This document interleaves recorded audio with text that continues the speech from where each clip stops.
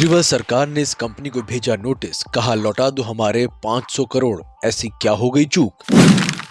Company से 500 करोड़ रुपए की टोकन राशि की मांग की गई है। साथ ही कहा गया कि तुरंत ही मरम्मत कार्य शुरू किया जाए।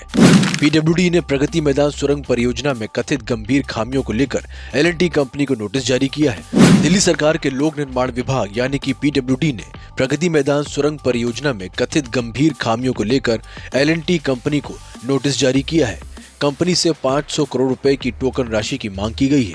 साथ ही कहा गया है कि तुरंत ही मरम्मत का कार्य शुरू किया जाए। कंपनी की तरफ से भी दिल्ली को लोक निर्माण विभाग के खिलाफ 500 करोड़ रुपए का काउंटर क्लेम ठोका गया है। दिल्ली सरकार का नोटिस 3 फरवरी को जारी किया गया था, जिसमें कंपनी से 15 दिनों के भीतर जवाब देने को कहा गया है।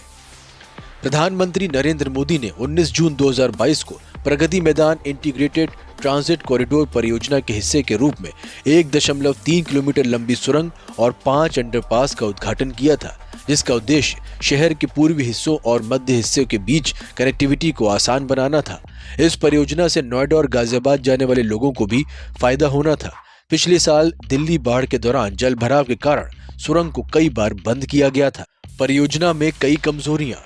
दिल्ली सरकार के नोटिस में यह आरोप लगाया गया है कि समय बीतने के साथ परियोजना में गंभीर कमजोरियां सामने आई हैं, जो न केवल तकनीकी नेचर की थीं बल्कि डिजाइन संबंधी खामियां भी थीं। सबसे गंभीर और चिंताजनक मुद्दा सुरंग व अंडरपास में विभिन्न हिस्सों पर पानी का जमाव था। नोटिस में कहा गया है कि इस मुद्दे ने विशेष रूप से मानसून के मौसम के दौरान पूरी परियोजना को आम जनता के लिए बंद कर दिया गया।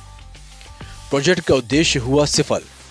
दिल्ली सरकार ने कहा, अंततः पूरी नई दिल्ली क्षेत्र की मुख्य सड़कों पर कहीं अधिक रुकावटें और भीड़भाड़ पैदा हो गई है, जिसने इस महत्वाकांक्षी परियोजना के उद्देश्य को विफल कर दिया। नोटिस में इस तथ्य को भी बताया गया कि परियोजना का पूरा डिजाइन और कार्यान्वयन एल&टी के नियंत्रण में था। इसमें किसी सरकारी एजेंसी की कोई भूमिका नहीं थी। टनल और अंडरपास का इस्तेमाल करने वाले यात्रियों के लिए ये मौजूदा स्थिति में संभावित खतरा बन गया है। ये परियोजना 777 करोड़ रुपए की लागत से बनी है, जिसका खर्च केंद्र सरकार ने उठाया था, लेकिन निर्माण की जिम्मेदारी दिल्ली के लोक निर्माण विभाग यानी कि पीडब्ल्यूडी को दी गई थी। पीडब्ल्यूडी ने इसके लिए एल&टी कंपनी को ठेका दिया था। सुरंग का नक्शा बनाने से लेकर इसे बनाए रखने और मरम्मत करने की पूरी जिम्मेदारी एल&टी की थी। पीडब्ल्यूडी ने एल&टी को भेजे नोटिस में कहा कि इन परियोजनाओं का असर सिर्फ लोगों की सुरक्षा पर ही नहीं बल्कि दिल्ली और आसपास के इलाकों में आने जाने वाले वाहनों के प्रबंधन और विकास पर भी पड़ रहा है। Bureau report.